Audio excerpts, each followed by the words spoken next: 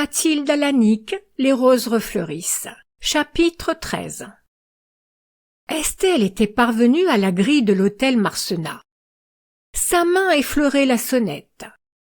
Elle la retira avec précipitation, comme si ce bouton de cuivre l'eût brûlé. Cette porte, qui s'ouvrait au premier appel, c'était l'entrée même de l'avenir. Une fois introduite là, c'en serait fait. Il ne lui faudrait plus que quelques minutes pour aborder l'explication suprême. Un passant approchait.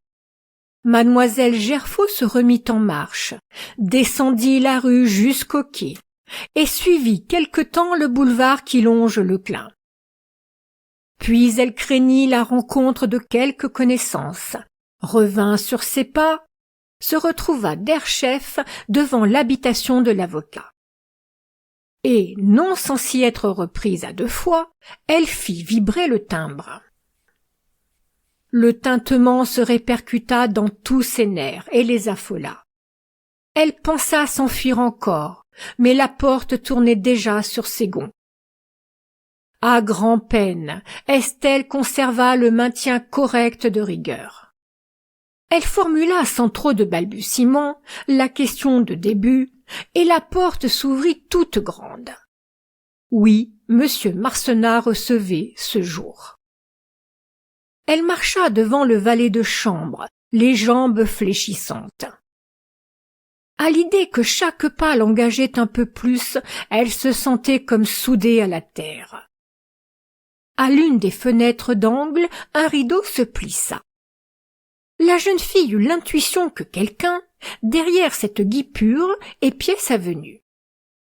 Et cette surveillance mystérieuse acheva son désarroi. Des ordres avaient dû être donnés à son sujet, car elle se vit introduire, cette fois, non dans l'antichambre publique, mais dans le grand salon. Estelle se blottit dans un coin de l'immense pièce, où les sièges nombreux, les guéridons dispersés entre les légers paravents, semblaient assemblés en secret conciliabule. Dans le vide et le silence du grand appartement silencieux, Mademoiselle Gerfaut s'imagina percevoir les subtiles émanations des choses.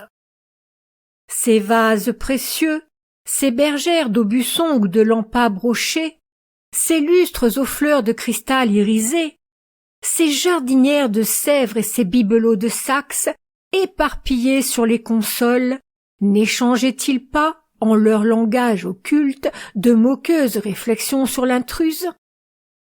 Aurait-elle vraiment l'audace, cette rustaude fagotée de laine grise, coiffée d'un chapeau de 10 francs, d'occuper jamais la place de l'étincelante, de la fashionable maîtresse à qui il devait d'être groupé là? L'impertinente prétention. Et le tic-tac de la belle pendule d'écaille, d'onyx et de bronze répétait nettement un ricanement de dédain. Mais le cœur d'Estelle battait si fort que ses palpitations tumultueuses dominaient le rythme railleur de l'horloge. Un soubresaut plus lourd encore, au craquement de la serrure. L'inévitable avancée. Il ne pouvait plus être question de se dérober. Monsieur Marcenat traversait le salon d'un pas rapide. « Je n'osais compter sur vous déjà. Vous êtes bonne, merci. » Elle s'était levée à son approche. Il lui saisit la main et jeta sur elle un regard furtif et avide, sans oser une question. Mais une anxiété véhémente frissonnait dans chaque linéament de ses traits.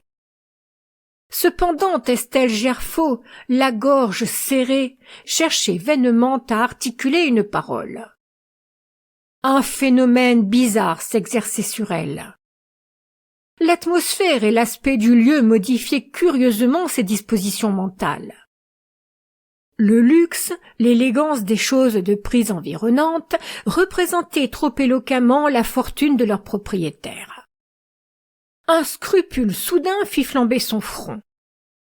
Son empressement ne serait-il pas interprété comme une hâte cupide? Leur situation était si inégalée. Ne penserait-il pas qu'en apportant ce prompt consentement, elle avait surtout songé à profiter d'une occasion exceptionnelle et à conclure, sans délai, une affaire avantageuse? Monsieur, bégaya-t-elle, cédant à cette alarme, monsieur, je vous en prie. Avant tout, ne croyez pas que ce soit la convoitise et l'intérêt qui me déterminent. Il ne prit garde qu'à ce dernier mot, et tressaillant d'espoir se pencha vers elle. « Alors, vous acceptez? J'ai bien compris, n'est-ce pas ?» Estelle ferma les yeux. Le sang quitta son visage, et entre ses lèvres blanches et sèches passa, comme un souffle, la réponse sans appel. « Pouviez-vous en douter? Je suis confuse de l'honneur que vous me faites en me choisissant. Je redoute seulement de ne pas m'en trouver assez digne. » La phrase, débitée sans une inflexion, semblait conventionnelle, apprise par cœur. Elle se désola de son impuissance à exprimer ce qui était en elle si convaincu et si chaleureux. Mais M. Marcenat n'attendait sans doute rien au-delà. Cette réplique formaliste et banale parut lui suffire. Il dit, la voix altérée d'émotion. « C'est moi qui vous suis profondément redevable. Pardonnez-moi si je m'assure d'une façon si draconienne le bénéfice de votre dévouement. Je m'appliquerai à vous alléger votre tâche pour qu'elle ne vous devienne pas trop pénible ni trop rebutante. » Cette humilité la remua profondément. Et, dégelée enfin, elle laissa sortir du fond de son cœur ce qui l'étouffait. « Ah, monsieur, ce sera un bonheur pour moi, croyez-le bien, de vous devenir tant soit peu utile. Je n'estime personne autant que vous, et c'est pour cela que je crains de rester au-dessous de ce que vous attendez de moi. » Elle ne lui laissa pas le temps de parler, et continua d'un jet entraînée sur une pente irrésistible. « Vous vous faites de moi une opinion trop haute et trop favorable. J'ai peur, je le répète, de ne pas satisfaire complètement à cette confiance. Et je crois loyal de vous dire la vérité, pour que vous me connaissiez mieux. Ma vie a subi des traverses que je ne soupçonnais pas. Un grand chagrin a passé sur moi, détruisant toutes les facultés d'illusion et d'enthousiasme de la jeunesse, et me laissant le cœur pour jamais refroidi. Il y a des sentiments qui n'éclosent qu'une fois, des joies qui ne se retrouvent plus, quand elles ont eu pour suite d'amers désenchantements. Estelle Gerfaut s'arrêta, tremblante de la tête aux pieds, après cet effort presque héroïque. Épuisée, elle ajouta d'une voix défaillante où s'effritaient, pour ainsi dire, les mots. « Vous savez maintenant quelle pauvre âme, débilitée, amoindrie je vous apporte. Ne lui demandez pas plus qu'elle ne peut donner. J'ai tenu à ce qu'aucun doute ne restât entre nous.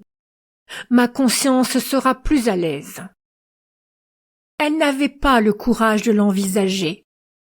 Rien ne lui apprenait en quelle contenance il avait reçu son aveu. Un court silence s'établit. Puis elle entendit enfin un murmure bas et voilé, mais où vibrait un accent si pitoyable qu'elle en fut ranimée. « Ma pauvre enfant !» À travers la brume qui troublait ses yeux, Estelle rencontra un regard sérieux et triste. « Vous avez eu raison de suivre l'instinct de votre droiture, dit M. Marcenat. Je ne vous en apprécie que mieux. Je savais votre mérite dans les épreuves où j'ai pu vous observer. J'ignorais que vous eussiez souffert plus intimement. Vous ne m'en êtes que plus sympathique. » La jeune fille écrasait son mouchoir sur ses lèvres pour réprimer des sanglots nerveux. Monsieur Marcenat, aussi bas qu'elle-même avait parlé, reprenait dans un soupir, les yeux noircis au fond des orbites profondes. « Comment ne vous plaindrais-je pas? Je sais mieux que personne combien certains déboires vous vident le cœur quand on est jeune et confiant. On ne se remet jamais bien de ses premières blessures. Le meilleur de soi en meurt. Il s'écarta, ressaisi par de fiévreux souvenirs, et marcha quelques secondes, çà et là, entre les meubles, les bras croisés, la tête courbée. Estelle se laissait, elle aussi, fascinée par les vertigineux mirages surgis du passé. Les fantômes de leurs premières amours glissaient entre eux, ironiques et troublants. Monsieur Marcenat dompta enfin cet émoi et revint vers mademoiselle Gerfaut. « Soyez tranquille », prononça-t-il avec une douceur qui redoubla en elle l'envie des larmes. « Je ne me reconnais point le droit d'exigences excessives, sachant trop en quelles misérables conditions je serai prochainement réduit. C'est assez que vous ayez la générosité de m'accorder votre concours, votre aide intelligente. Dans la nuit perpétuelle peut-être où je vais tomber, ce sera un réconfort de vous sentir près de moi, comme une amie sûre. Car je ne me suis pas trompée, n'est-ce pas, en croyant à votre amitié? » « Oh non » s'écria-t-elle, jetée en avant par la vivacité de son attestation. Vincent Marcenat lui prit la main et l'éleva jusqu'à ses lèvres. « Eh bien, c'est à cette amitié seule que je m'adresse en vous appelant dans ma vie. De cela, soyez bien certaine. » Il mit un baiser sur les doigts gantés, qu'il garda ensuite entre les siens, longuement. Les yeux rivés au parquet, Monsieur Marcenat s'absorba dans une rêverie qui étendit sur son visage une expression triste et sévère. Sans doute, les éventualités mornes qu'il venait de prédire le suggestionnaient encore. Et il pensait à l'avenir austère, où le guiderait cette main qu'il retenait, presque peureusement. Estelle le pressentit et chercha à rompre l'oppressant silence. « Je vous en prie, apprenez-moi tout ce que vous craignez. Je désire tant le savoir. Cette affection qui menace votre vue, ne peut-on la combattre par un traitement, une opération? Les chirurgiens font aujourd'hui des cures presque miraculeuses. Pourquoi n'admettez-vous pas la possibilité d'une bonne chance? Parce qu'il serait encore plus terrible de me leurrer pour me buter ensuite à l'inéluctable, repartit Monsieur Marcenat aussi simplement qu'il eût complété un théorème mathématique. Elle fut navrée de ce pessimisme. Alors, à contre-cœur, il expliqua, pressé d'en finir avec le récit trop pénible. Aux premiers troubles observés, diminution de vision, indécision des contours, je consultai un de mes amis oculistes établi à Tours. Il diagnostiqua un décollement de la rétine. C'est, vous le savez probablement, la cécité à échéance plus ou moins longue, le miroir, en un mot, dont l'étain se dégrade et qui perd ainsi le pouvoir de réfléchir les images. Vous supposez aisément l'effet produit sur moi par ce coup de massue. Je suivis avec soin les prescriptions destinées à enrayer le mal. Je restreignis mon activité. J'évitai les secousses des locomotions trop violentes. Ma vue diminuait toujours graduellement. Et je retardai de consulter à nouveau, avec l'appréhension d'un arrêt plus terrible.